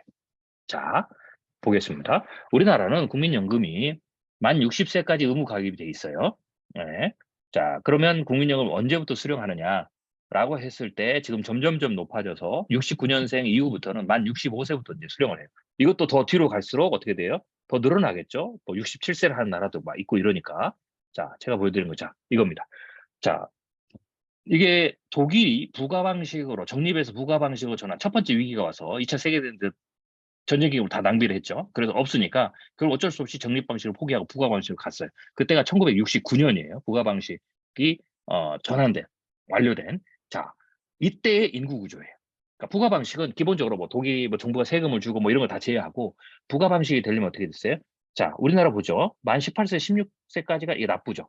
요걸 제가 박스를 쳐놨어요. 이거는 납부하는 인구 구조고, 만 65세부터 수령을 하면 이제 이 사이가 지금 못 받는 공백기죠. 만 65세부터 수령하는 그룹이에요. 자, 그러면 요거를 비슷하게 그냥 그때 69년에 독일의 납부 연령하고 수령 연령이 다르겠지만, 일단 우리가 직관적으로 봤을 때 한번 생각해 보세요. 자, 다시 이거부터 볼게요. 우리가 2057년에 연금이 고갈되기 직전이에요. 그러면 이때 우리가 부가 방식으로 바꾸면 우리는 그때 어떻게 되냐면, 부가 방식이 안 돼요. 부가 방식으로만 1대1로 못 해요. 우리도 곧바로 세금이 들어가고 막 그래야 돼요. 네. 왜 그러냐면, 보세요. 만 18세, 60세까지 납부하는 인구하고 65세 이상 수령하는 인구가 거의 어떻게 돼요? 비슷해요. 오히려 더 많아질 수도 있어요. 자, 그런데 연금 고갈 직전이죠. 그러면 독일도 연금 고갈 직전이 언제였냐면, 독일이 1969년이에요. 그러면 독일처럼 문제가 없다 그러면 독일도 이때쯤을 봤을 때 우리가 이런 인구 구조를 가졌어야 돼요. 예. 근데 우리는 이 인구 구조가 이게 굉장히 위험한 인구 구조인데, 독일은 부가 방식으로 전환한 그때에 연금이 고갈된 것은 맞지만 보면 인구 구조가 어떻게 돼요? 예. 보시면 알겠지만 밑에 납부할 세대가 여전히 수령할 세대보다 많아요. 그러니까 현 세대에서 연금을 받아서, 이 미래 세대 연금을 받아서 은퇴자들한테 주는 거는 어떻게 돼요? 부가 방식으로 해도 가능한 거예요. 유지가 가능하죠. 유지가 가능. 자, 2001년에 독일의 연금이 두 번째 위기를 맞았죠. 이때 그래 리스트 연금을 했죠. 보시면 이제 우리 여기 비교하면 어떻게 돼요? 요 구조보다는 어떻게 돼요? 인구 구조가 위험해졌죠. 그래도 여기 보시면 이걸 내야 되는 연금을 내야 되는 이 탄탄한 이 밑에 세대 이 19세 미만의 세대는 현저히 줄었지만 19세 이상에서 65세 60세까지는 하고 65세 이상을 보면 여전히 2001년까지도 심지어는 리스터 연금을 도입해야 되는 그 시점까지도 인구 구조는 연금을 받아야 될 세대하고 연금을 내는 세대하고 비교하면 연금을 내는 세대가 여전히 많았어요.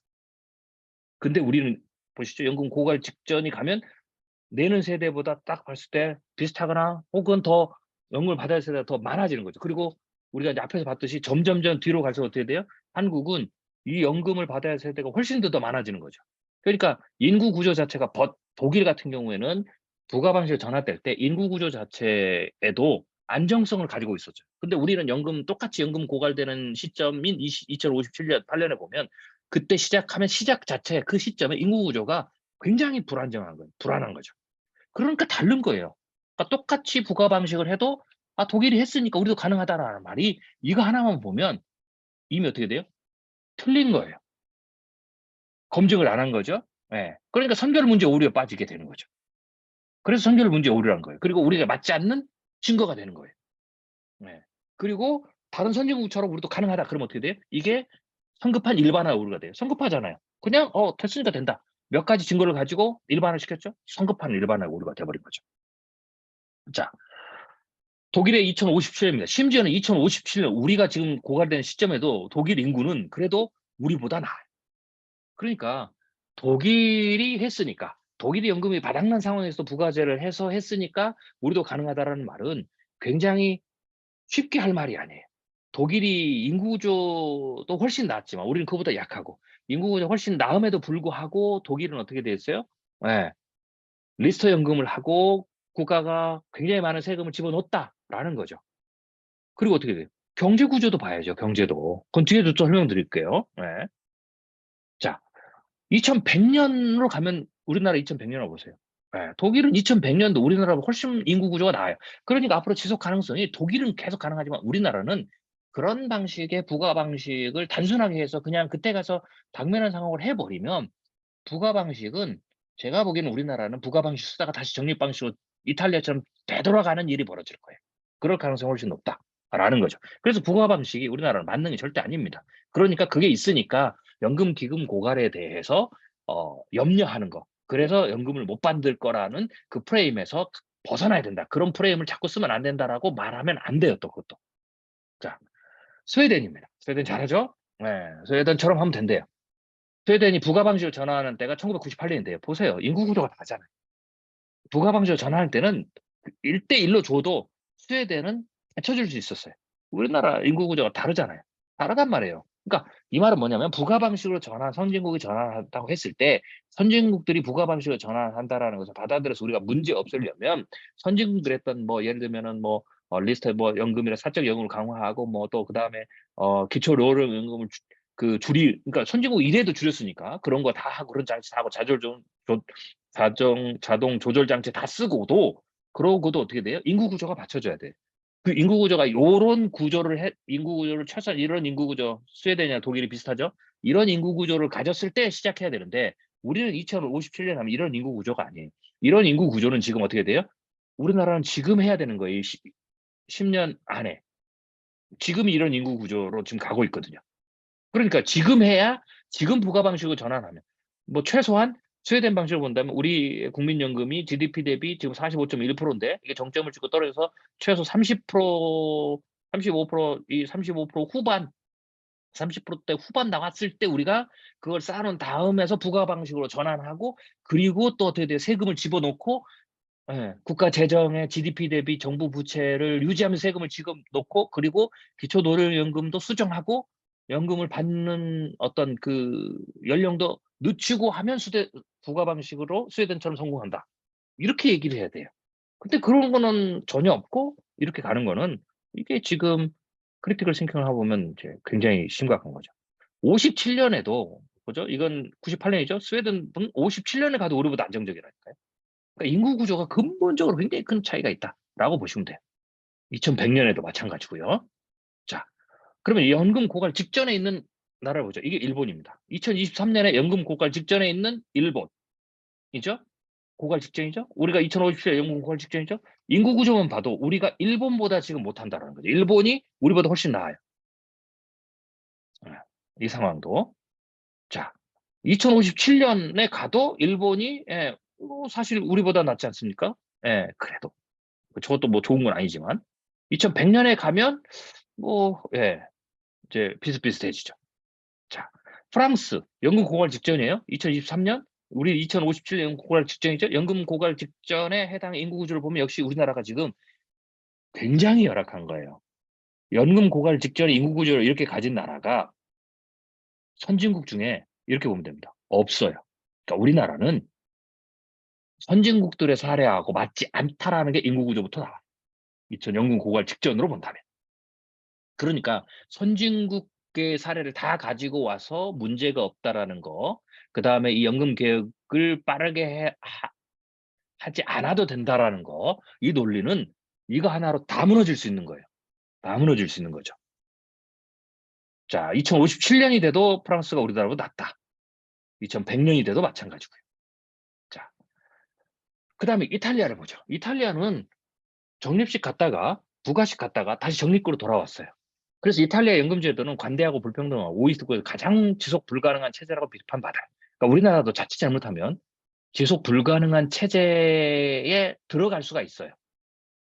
자, 그런데 이제 이탈리아는 조금 더 심각한 수준이에요. 그 말고도, 그러니까 우리나라는 없는 리스크를 이탈리아는 추가로 만들어가지고 더 그냥 망한 나라예요. 연금제도가. 예를 들면, 어, 자영업, 고용 노동자, 자영업자 연금 소득 대체율이 1990년대에서 이로서 약 10% 정도 높아져서 각각 80%, 70%대. 그러니까 연금 소득 대체율을 80에서 70%까지 줬어요. 그러니까 몽땅 준 거죠. 그리고 개혁을 해서 2000년대에 낮아졌지만 그게 50에서 75%. 그러니까 우리가 지금 주는 것보다 훨씬 높은 거죠. 우리가 줘야 될 것보다. 그러니까 이제 여기는 더 펑펑 퍼준 거예요. 더 펑펑 퍼준 거죠. 이 말은 펑펑 퍼졌다기보다는 이 노조들이 워낙 세니까 이 소득 대체율을 줄이지 못한 거예요. 그러니까 어영부영 계속 늦추면서 그렇게 간 거죠. 그러니까 개혁 준비를 안 해놓고 그냥 간 거죠. 그리고 오히려 더 늘어난 거죠. 그리고는 딱 맞은 거예요. 그랬더니 어떻게 되겠어요? 네. 연금 지출이 정부의 지출에 차지하는 비중이 굉장히 커진 거예요. 네. 그래서 1992년에는 약 16%까지 증가를 했어요.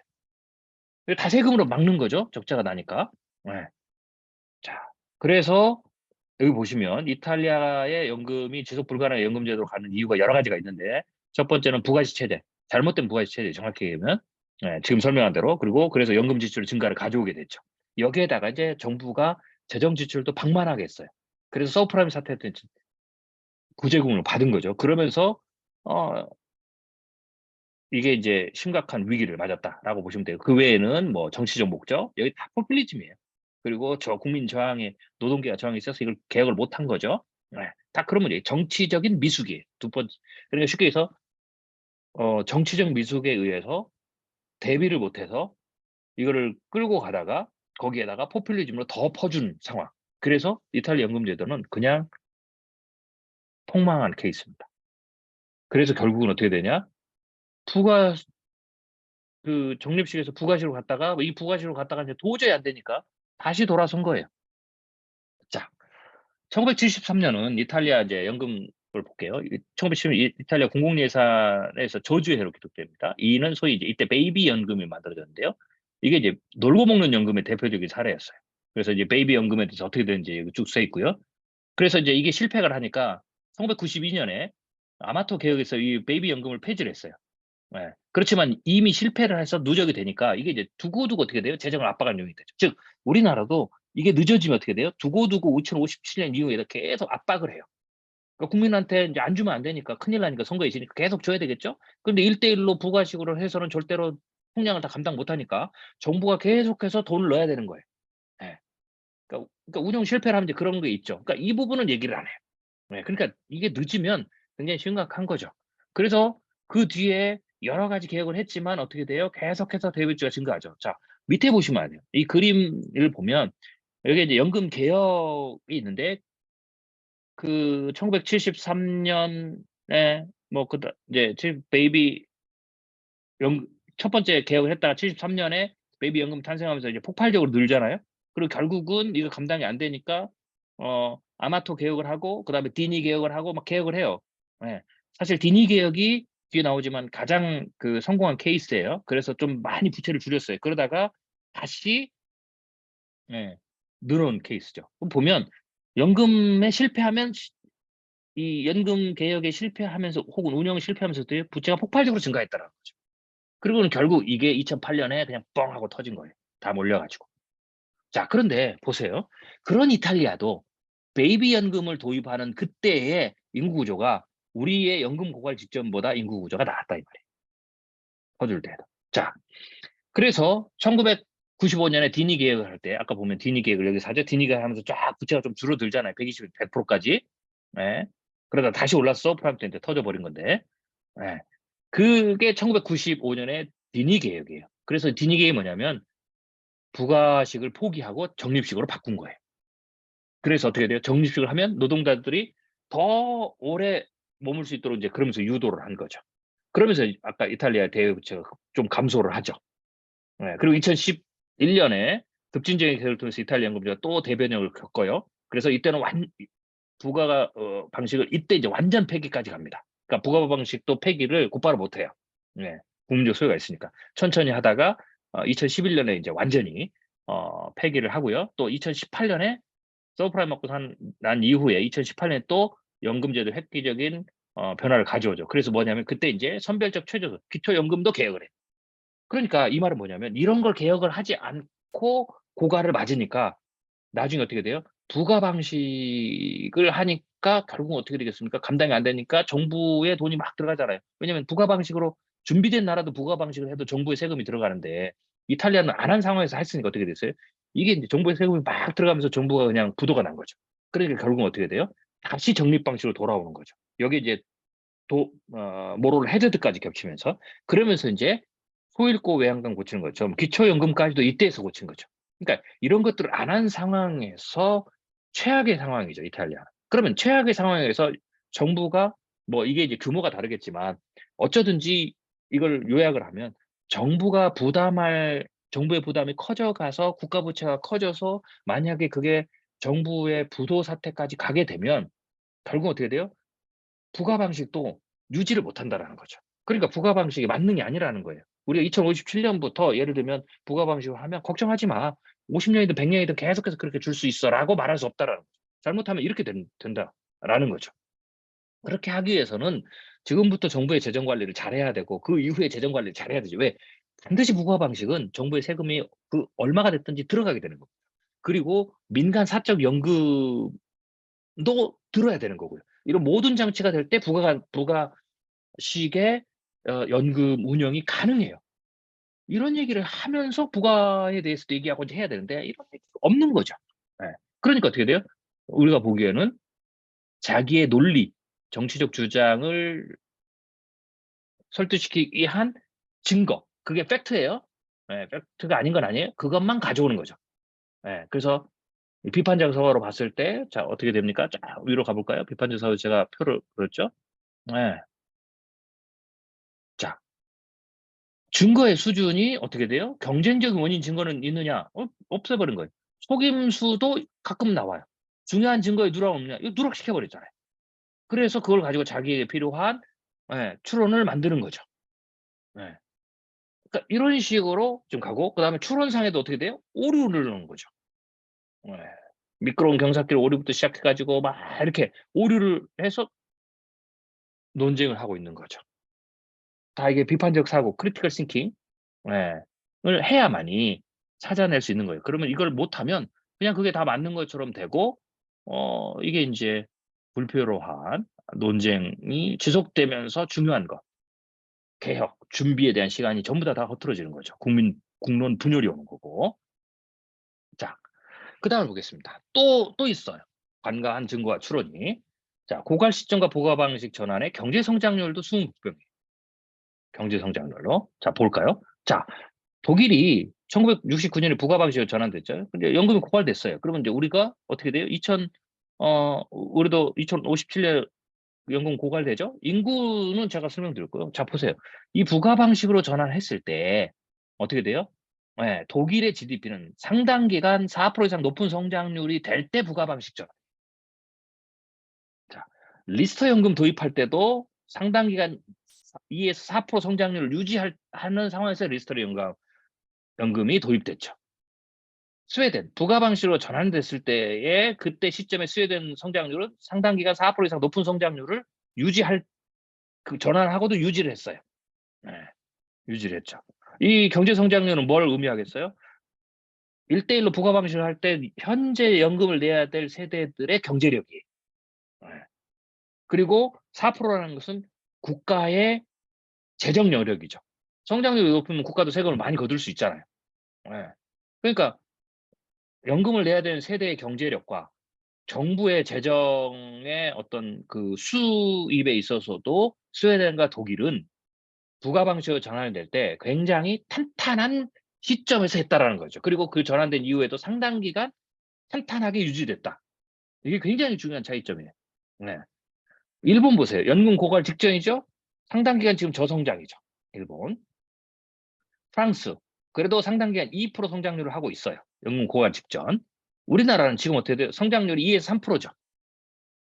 자, 이탈리아 베이비 연금을 도입하는 이탈리아도 이때도 상당 기간 4% 이상 높은 성장률을 구제했어요. 디니 개혁해서 적립으로 재전을 할 때에도 2 내지 4% 성장률을 유지했을 때에 이렇게 했었죠. 우리나라 보겠습니다. 2012년 이후 2 내지 3% 성장률로 떨어졌어요. 이건 현재예요. 그러니까 지금 보면 다 이 개혁을 했을 때 경제력이 최다, 인구도 아까 제가 보여드렸죠. 인구도 버틸 수 있을 때 부가식으로 전환했고 경제 성장률도 어떻게 돼요? 그래도 최소 2% 이상을 상당 기간 유지하는 그 구간에서 전환했다는 거죠. 그리고도 이탈리아처럼 대비를 안 하고 돈이 많이 쓰면 이 국가 부도가 나서 다시 그걸 포기하고 적립률로 가고, 그러면도 그런 나라가 아니고 다른 독일 선진국도 부가적인 모든 조치들을 다 취해서 유지해 가고 있고, 그럼에도 불구하고 정부가 세금을 더 넣어야 되는 거. 그런데 우리나라는 2057년 지금 2020 최근에 경제 성장률 2% 3%인 상황에서 2057년에 경제 성장률은 어떻게 될까요? 2057년에 인구 구조는 이미 우리가 선진국과 전혀 다르겠죠. 경제 성장률도 다르단 말이에요. 심지어는 이때가 되면 일본처럼 제로 성장률로 갈 수도 있다라고 지금 많은 이야기들이 나와요. 자, 한국의 경제를 보죠. 코로나19 직전의 한국 경제 제가 한번 해드렸죠. 자, OECD 35그 경기 선행 지수가 코로나 점점 떨어져 코로나 직전에는 어떻게 돼요? 다른 국보다 가장 빠르게 떨어졌죠. 제가 한국 경제는 2012년부터 문제가 생겼다고 그랬잖아요. 그리고 이거는 비즈니스 컨피던스 인덱스죠. 역대 최장기 수축기고요. 그리고 경제 성장률도 선진국과 격차가 빠르게 좁혀지죠. 그러니까 우리는 아직 선진국처럼 안 됐는데 성장률 자체가 그 수준으로 떨어진다는 거예요. 자, 이게 이제 더 중요한 건데 한국과 일본의 GDP 연간 성장률을 장기 추세를 비교했어요. 제가 가끔 보여드린 편인데요. 보면 성장률이 경제의 정 규모가 커지면 성장률이 떨어지는 건 당연해요. 근데 중요한 거는 우리나라는 뭐가 문제라고 제가 늘 말씀드리냐면 성장률이 20%, 16%, 16%, 12%, 12%, 8%, 8%, 4%, 4%에서 2% 떨어지는 게 당연한 건데 중요한 것은 그 떨어질 때 다른 선진국들, 예를 들면 뭐 국민연금에 대해서 지금 뭐 부가세를 얘기하고 안정적으로 유지한다고 하는 그런 나라들은 이 떨어질 때 8%, 4%, 4%, 2% 떨어질 이때에 그 기간이 우리보다 길어요. 심지어는 우리나라는 일본보다 짧아요. 예를 들면 8%에서 4%로 떨어지는 구간, 8% 구간, 4% 구간 보죠. 우리나라가 4%에서 떨어지는 4% 구간을 유지해서 3%대로 떨어질 때 일본이 우리가 4%에서 평균 2% 떨어질 때 일본이 우리나라는 이 4%에서 2% 떨어질 때 4%가 6년밖에 안 됐는데 일본은 4%를 유지하는 게 10년이나 됐어요. 자, 미국을 보죠. 미국은 자, 우리나라가 4%에서 2% 떨어질 때 7년 걸릴 때 미국은 4%에서 3% 떨어질 때 20년 걸렸고요. 3%에서 2% 떨어질 때 14년 걸렸어요. 그러니까 4%에서 2% 떨어지는데 미국은 34년 걸렸는데 우리는 7년. 독일 보겠습니다. 독일. 국민연금의 성공적인 케이스라고는 독일. 5%에서 3% 떨어지는데 20년 걸렸고 3%에서 2% 추락하는데 7년 걸렸어요. 예. 그러니까 4%에서 2%대까지 추락 기간이 독일은 대략 하면 27년 걸렸어요. 자, 그러니까 우리나라가 지금 경쟁 이 경쟁력이 이렇게 떨어지죠. 그래서 우리나라는 거의 일본처럼 자칫 잘못하면 1%대, 0%대, 1%대를 쭉 가게 되고 2057년이 되면 제로 성장률, 디플레이션에 빠질지도 몰라요. 그러니까 다른 나라, 우리나라가 연금 고갈이 부가식으로 전환되는 시점을 연금 고갈된 이후로 하게 되면 어떤 문제가 생깁니까? 인구도 문제죠. 그다음에 경제 성장률도 전혀 이들 우리가 선진국이 다 부가 방식으로 갔어도 성공했다고 말한 나라와 전혀 다르단 말이에요. 완전히 특이한 케이스고 오히려 우리는 이탈리아 쪽에 더 가깝게 될지도 몰라요. 완전히 이탈리아처럼은 안 되지만. 왜냐면 거기는 더 오버해서 100만 원 지출했으니까. 그렇지만 오히려 우리는 선진국에서 부가식을 한 나라들 중에서 독일과 스웨덴 쪽이 아니라 우리나라는 이탈리아와 유사하게 되고, 그래서 이탈리아가 적립식에서 부가식 갔다가 다시 적립식으로 갈 수밖에 없는, 왜? 국가 부도가 나니까. 재정이 못 받쳐주니까. 그렇게 되는 것처럼 그럴 가능성이 어쩌면 뭐 제가 그냥 보수적으로 잡아도 6대 4로 그게 더 앞선다라는 거죠. 그러니까 이런 디테일을 다 감추고 나서, 이게 이제 우리나라 인구 구조죠. 예. 감추고 나서, 자 이제 여러분 이걸 알고 나셨어요? 자, 이런 얘기들 그러면 어떻게 될까요?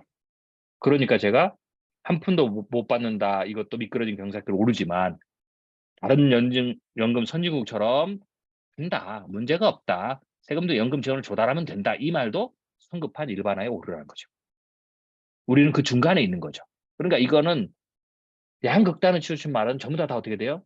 크리티컬 싱킹을 하면 둘 다 심각한 오류들을 가지고 있다, 부족한 증거들을 가지고 있다라고 해서 이 두 가지의 논쟁으로만 계속 가면 우리나라 나타나는 것은 이탈리아처럼 가는 거예요. 개혁이 계속 미뤄지고 준비가 더 느려지고 막 이러고 있다가 어떻게 돼요? 예. 부가식으로 갔다가 만약에 통일되면 어떻게 될까요? 독일은 개혁을 했어도 통일되면 또 충격이잖아요. 통일이 만약에 되면 2057년 이때 가면 통일이 더 가까워지는 거거든요. 그러면 북한 사람들의 은퇴자를 다 받아야 되죠. 그냥 이탈리아는 통일이라는 게 없었고 통일 대신 자기네들이 돈을 물쓰듯이 써 가지고 방만하게 재정 운영해서 그냥 같이 폭탄을 맞춰서 부도가 나서 독립식으로 갔는데, 우리나라 같은 경우는 그렇게는 안 해도 통일을 맞아 버리면 어떻게 돼요? 57년에 부가식 넘어가고 어영부영 버티다가 갑자기 어떻게 돼? 세금 막 늘어나고 막 하다가 통일이 확 돼서 그냥 북한의 어떤 그 부분까지 연금을 확 늘어나면 어떻게 돼요? 적자가 더 늘어나겠죠? 예. 그래서 어떻게 돼요? 국가 부도를 맞으면 우리도 이탈리아처럼 어떻게 되겠어요? 국가를 부도로 맞는 방식은 다르지만 다시 적립 부가식이 도저히 운영이 안 되니까 적립식으로 다시 가야 되는 거예요. 그리고 더 그때 뼈를 깎는 개혁을 더 해야 되겠죠. 그게 지금 우리나라 현실이라는 거죠. 그러니까 이러한 현실이 상황에 따라서 분석을 해야 되는데 그렇지 않고 편협한 증거나 혹은 자기에게 유리한 논리 추론들을 가지고 혹은 심지어는 거기에 논리적 오류들을 가지고 주장을 전개해서 계속 그렇게 서로 싸우다 보고 한쪽 편을 막 강요하게 되니까 어떻게 돼요? 결국은 이런 문제가 생긴다. 그래서 우리나라는, 저는 스페셜 케이스예요. 우리나라에게 맞는, 이렇게 더, 제가 이건 간단히 분석한 거예요. 더 인제 깊이 분석을 해야 되겠죠, 정부나 전문가들은. 예. 국민건강보험공단은 더 해야 되겠죠. 그렇게 해서 대책을 얘기하고 이런 것까지 다 내놓고 토론을 해야 돼요. 즉 토론이 되려면 증거들을 다 내놔야 된다는 거죠. 주장하는 사람이 취사 선택을 할 수가 있어요. 그렇지만 중립에 있는, 그 중간에 있는 이 정부기관은 모든 증거들을 다 내놔야 돼요. 그래서 이 주장은 이 증거가 빠졌고 이 주장은 이 증거가 빠졌고 이렇게 해서 서로 계속 토론을 이어나가야 되는 거죠. 크리티컬 싱킹을 해야 되는 거죠. 지금 그게 안 돼 있는 상황이다라고 보시면 될 것 같습니다. 자, 우리가 이제 파편적으로 봤고요. 그다음에 또 하나, 이제 크리티컬 싱킹 사고의 이제 뭐 국민연금 또 이슈로 두 번째 실례를 가지고 또 연습을 해 볼게요. 자, 이거는 이제 전체적인 구조를 가지고 연습하는 두 번째 이제 연습입니다. 자, 이 구조죠. 이슈, 이유, 결론. 이슈에서는 기술적, 가치적 이슈. 그다음에 이유, 이 추론에 대해서는 가정이 있죠. 추론의 가정과 증거의 수준, 그다음에 추론상의 오류가 없는지, 그다음에 또 다른 결론은 없는지. 그러니까 요 전체와 관련해서 이걸 전체를 보면서 하는 우리가 이제 논평을 하는, 인스펙션을 하는 그 훈련입니다. 자, 하나의 이제 기사를 가져왔는데요. 2019년에 나온 기사입니다. 자, 이 기사에 이제 그 제목은 국민연금 부가 방식으로 가면 된다고요? 뭐 이런 거죠. 이제 벌써 이제 부가 방식에 대한 이제 약간의 이제 반대적인 어떤 성향의 글이죠. 뭐 글 전체는 꽤 괜찮은 글인데 제가 이제 우리 크리티컬 싱킹에서 배운 원리대로 좀 해보는 겁니다. 자, 이번 글의 주제는 국민연금 논의에 있어서 궁극제표를 정한 부가 방식 전환이다. 이제 주제를 여기서 얘기를 했죠. 근데 쭉 여러분들 이제 보시면 여기 밑에 보면 이슈가 나와요. 이제는 부가 방식 전환의 의미와 타당성을 엄격히 살펴봐야 할 때다. 이게 이슈죠. 자, 그런데 부가 방식 전환의 의미와 타당성을 엄격히 살펴봐야 할 때다. 자, 보시면 의미와 타당성을 엄격히 살펴봐야 된다. 의미를 살펴보고 타당성을 살펴보죠. 그럼 이제 이 부분은 뭐냐면 두 개가 이제 있어요. 기술적 이슈와 가치적 이슈가 있죠. 예측적 이슈는 또 이제 대체적으로 그렇게 돼요. 그러면 기술적 이슈는 뭐라고 그랬어요? 무엇이 고혈압을 일으키는가? 무엇이 사실인가? 를 논쟁이 이제 기술적 이슈죠. 규범적 혹은 가치적 이슈는 뭘까? 사형제는 폐지돼야 되느냐? 무엇이 가치 있는가? 이게 가치가 있는지 없는지 이걸 이제 물어보는 게 규범적 이슈죠. 그래서 이 두 가지를 보면 제 눈에는 뭐 이제 저자는 어떻게 될지 모르지만 제 눈에는 이게 지금 던지는 이제 부가 방식 전환이 그것에 대한 의미, 타당성 뭐 이걸 살펴봐야 된다라고 하니까 그게 사실이냐 아니냐 그게 도대체 어떤 의미냐 뭐 이런 것들인 거죠. 그래서 이게 가치적인 이슈보다는 기술적 이슈에 좀 가깝지 않느냐 던진 거는 이슈는. 자, 그렇게 이제 보고 있어요. 자, 그런데 글을 보면 이제 이렇게 근데 이제 글의 전개는 가치적 이슈를 다룰 때의 글처럼 가는 거예요. 자, 나는 공적 경험에서 부가 방식 제도들을 볼 때마다 감동을 느낀다. 어, 가치잖아요. 이 가치 가정이죠? 네, 가치 가정이잖아요. 그다음에 왜냐면 여기 보면 부가 방식 연금 제도는 그렇게 사회의 신뢰와 연대를 보여준다. 뭐 이러잖아요. 자, 어떻게 서구에서 이런 일이 가능할까라고 했을 때 그러면 어떻게 서구에서 부가 방식 연금 제도가 가능하게 됐어 했으면 기술적 이슈라면 제가 아까 설명했듯이 그런 게 나와야 되죠. 그런데 여기는 어떻게 되냐면 뭐 이렇게 쭉 나오고 뭐 별로 얘기가 없어요. 데이터가 없고 그럼에도 내가 주목하는 이유는 각 세대가 공적 영업의 지속 가능성을 위해 자신의 책임 몫을 성실히 다한 결과다. 그러니까 책임을 거론했죠. 책임은 뭐예요? 가치잖아요. 그러니까 가치 증거를 대는 거예요. 서구에서 이런 일이 어떻게 가능하게 되었을까? 책임을 성실히 다했다. 가치적인 걸 얘기하잖아요. 그러니까 됐다라는 거죠. 계속 신뢰, 연대 이렇게 해야죠. 그러니까 글의 전체는 가치 가정을 하고 증거도 가치 증거를 이제 대는 거죠. 자, 그다음 보겠습니다. 예. 그리고 또 보면 부가 방식 전환을 위해서 갖춰야 될 조건이 있다. 바로 전환 앞뒤 재정 부담의 형평성이다. 보세요. 부가 방식 전환에서 제가 갖춰야 할 조건을 앞에서 말씀드렸죠. 그게 기술적 설명이에요. 예. 뭐 인구 구조 다 설명. 이게 기술적이란 말이죠. 근데 여기는 그게 없죠. 뭐라고 얘기해요? 바로 전환 앞뒤 재정 부담의 형평성이다. 형평성을 얘기하잖아요. 그 기술적 주장이 되려면 제가 설명했던 재정적 지속 가능성의 분석을 쭉 해야 돼요. 이게 기술적이죠. 예. 그러면서 타당하다, 의미 이렇게 얘기되는데 여기는 계속 어떻게 돼요? 신뢰, 책임, 그다음에 어떻게 돼요? 여기도 형평성을 하잖아요. 형평성을 따지는 게 중요하다. 이게 되기 위해서는 이렇게 얘기하죠. 그러니까 가치적 주장을 지금 하는 거예요. 그러니까 증거도 가치적이에요. 자, 그리고 이제 추론을 합니다. 예, 국민연금 기금의 소진이 되는 2057년에 부가 방식을 전환한다 가정하자. 제4차 재정 계산 결과에 따르면 연금 지출을 모두 보험료로 충당하는 부가 방식 필요 보험률이 26.5%에 달한다. 당시 가입자들은 이전 가입자들과 비교해 동일한 소득 대체율을 적용받으면서도 3배의 보험료를 내야 된다. 이들에게 이 보험료를 납부하라고 권할 수 있을까? 당신이 그때 청년이라면 이 제도를 순순히 수용하겠는가? 추론은 뭐예요? 지금부터 보험료를 올리는 책임을 회피하면 미래 청년이 수용하지 않는다. 그러니까 지금 올려라. 이런 거죠. 책임을 회피하면. 이거 어떻게 돼요? 이것도 추론도 지금 같이 추론을 하는 거죠. 그래서 안 올리면 책임을 회피하면 미래 청년도 수용하지 않을 거다. 뭐 이게 몇 프로 올리고 어떻게 되고 뭘 하고 뭘 수정 이게 아니라 책임을 안 했으니까 책임을 하면 우리는 하겠는데 그게 얼마가 됐든 그게 아니고 책임을 안 했으니까 우리는 안 한다. 뭐 이런 거죠. 그래서 추론 자체도 그렇게 흘러가고 있어요. 자, 그다음에 책임을 면해주는 근거가 될 수 없다는 이야기다. 이것도 지금 책임을 따지죠. 그리고 가치적 증거를 대는 거예요. 그다음에 쭉 보면 또 나 역시 긍정적으로는 부가 방식의 매력을 느낀다. 가치를 얘기하죠. 부가 방식이 가장 바람직하다고 생각한다. 가치를 얘기하죠. 추론 2 보면 원한다면 정령 부가 방식 국민연금을 원한다면 지금부터 우리 세대에 책임을 다해야 된다. 이 방식에서는 우선 보험료율이 오르므로 당분간 기금은 더 늘어날 거다. 결국 한국에서 부가 방식 전환은 21세기는 현실화된 어려운 프로젝트다. 예. 이게 이제 추론 2예요. 그렇다고 그러면 이제 안 받아들일 거니까 그러면 그렇다고 그러면 올려야 된다. 그러면 그렇다고 올린다고 하면 이것도 안 될 거다. 네. 그렇다고 지금부터 보험료 올리는 것도 받아들여지지 않을 것이다. 이렇게 해버려요, 추론이. 그리고 또 가치적 추론을 하죠. 그래서 결론이 뭐냐면 그래서 부가 방식 전환은 한국에서는 어렵다 이렇게 나오는 거죠. 그러니까 기술적 결론이에요? 가치적 결론이에요. 자, 여기서 보면 타당성을 따져야 된다는 것은 어떻게 보면 기술적 이슈를 얘기를 할까 안 생각했는데 전체적으로 문장으로 들어가 보면 어떻게 돼요? 가치 가정, 가치 증거, 가치 추론 이렇게 나오는 거 결론도 가치적 결론이 나와요. 그리고 이제 여기서 이제 또 나와요.